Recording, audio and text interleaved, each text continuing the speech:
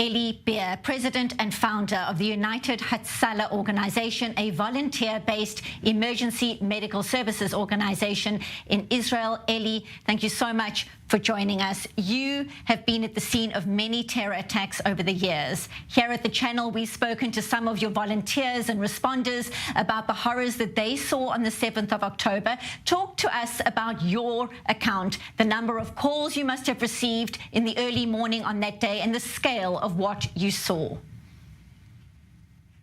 Well, on the 7th of October, I was woken up at 6:40 in the morning, and I found myself within 20 minutes at the United Hatzala Center in Jerusalem, the 122 center that we have, 1221 center that we have, where we get all the phone calls. We were receiving phone calls from parents who were frantic about saving their children. That's all they were talking about, save our children. And I realized we don't have enough dispatching answering the phone calls because this was a Saturday morning, Simchat Torah. So we called out for more and more people to pick up the phones. We had over 60 volunteers arrive immediately from the synagogues near us, wearing the talitot, wearing the talis on them. When I saw them running into the dispatch, I was thinking about the pictures that I had on the Yom Kippur, that I had as a young kid watching the Yom Kippur War. And this is how it started my day. We had thousands of people calling for help. People were screaming that they're killing us. We had children, we had adults. Our volunteers were deployed from everywhere. We had volunteers who were living there, 900 volunteers who lived in the south of Israel, but we also sent hundreds of more with ambulances and vehicles just to get people out, the victims that were out. We had so many people injured. We couldn't say no to anyone. We were just sending people under fire. And then we heard about our first volunteers who were murdered. An Arab volunteer of United Hatzala, a volunteer by the name of Awad, a young man who was in the party there. He was a paramedic overseeing the event. He was there. He was there watching over, and he was the first volunteer who was murdered. And the second one was a volunteer from Kriyat Malachi, a young volunteer who also ran to help save lives. And when he got there, he found himself in front of terrorists, and they were shooting back and forth. And unfortunately, he was murdered after he was able to eliminate a few of the terrorists. Absolutely tragic to think that people who are risking their lives in an active terror rampage have to take that risk like that, and such an outcome that is absolutely devastating. Talk to us, Eli, about how responders are able to try and stay safe. Their own personal safety is obviously at risk while they're trying to save other people's lives. You're talking about hours long this massacre unfolded, and your teams were on the ground, you and your wife there as well. What did you see, and what did you do to stay safe at the same time? So the first thing we did is send trucks loaded with bulletproof vests and helmets. So the volunteers going into the war zone should actually have some kind of protection. It's not 100% protection, but it has some kind of I would say like a 60 or 65% protection of the body and of the skull. We actually had volunteers injured, and they were saved with the bulletproof vests and helmets. So that was the number one thing we did.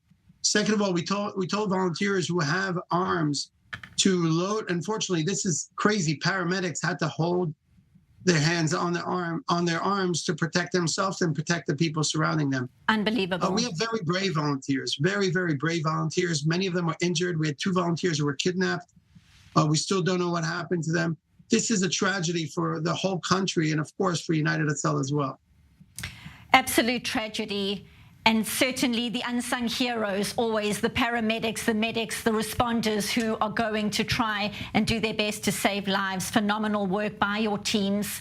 I understand, I want to take a look at a response further afield. I understand that you have met recently with President Joe Biden here in Israel, and you also met with Donald Trump during a Republican summit in Las Vegas. Talk us through the responses from the current and former presidents of the United States to what is unfolding on the ground right now, this war underway, day 27. Well, when I met President Biden, he was broken. His heart was broken. I saw him crying in front of my eyes. And then when he gave me a hug, he had literally tears dropping on my shoulders. He took it very hard, to his heart. He said that the pain he felt when he lost his kids, his children. He lost one kid in Iraq, one kid in an accident together with his wife.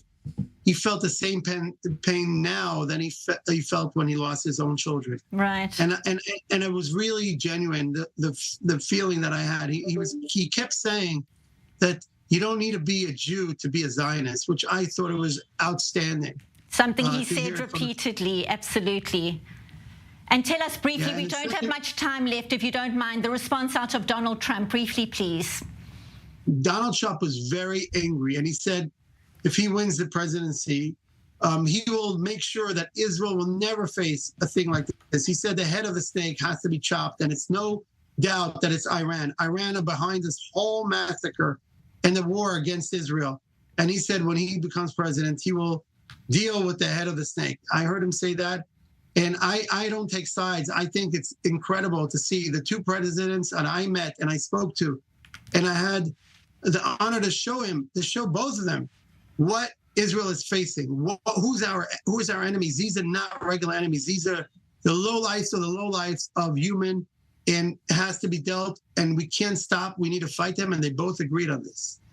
And Eli, as you have already alluded to, the nation is in a state of trauma right now, trauma for your team at United Hatzala as well. But at the same time, there's also much unity and resilience in the country. You've seen the horrors.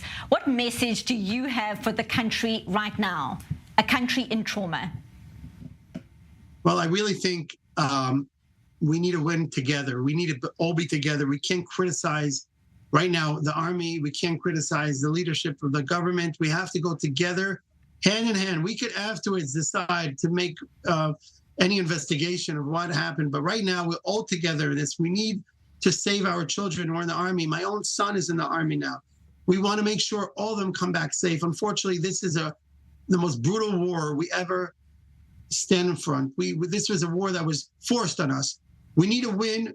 And the only way to win is where we all together, we love each other, and we do chesed, we do good kindness. This is the only way to support each other, hold hands, and fight, and we will win. There is no doubt about it. Thank you so much. Appreciate you speaking to us. Eli Beer, President and founder of United Hatzala, the unsung heroes risking their lives every day to save others. Thank you very much for being with us.